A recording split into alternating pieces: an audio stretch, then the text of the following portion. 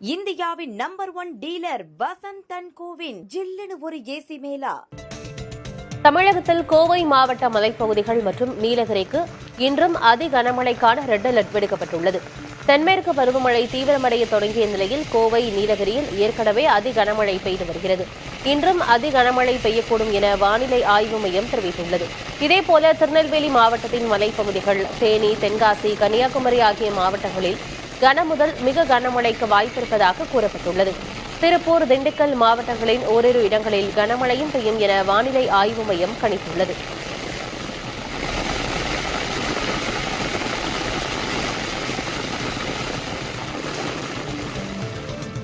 தொடர் மழையால் தென்காசி மாவட்டம் குற்றாலத்தில் உள்ள அனைத்து அருவிகளிலும் சுற்றுலாப் பயணிகள் குளிக்க மீண்டும் தடை விதிக்கப்பட்டுள்ளது.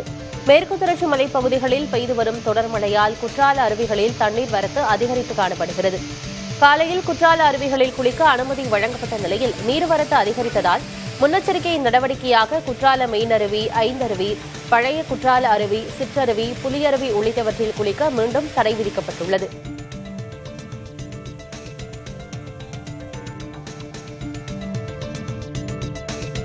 திருவண்ணாமலையில் சுமார் 2 மணி நேரம் கனமழை பெய்தது. வேங்கிக்கால், ஆடையூர், நொச்சிமலை உள்ளிட்ட கிராமங்களில் சூறாவளி காற்று பெய்த மழையால் வெப்பம் தணிந்து குளிர்ச்சி நிலவியது. திருவண்ணாமலையில் கொட்டு மழையிலும் ரெயின்கோட் அணிந்தபடி பக்தர்கள் சிலர் கிரிவலம் சென்றனர்.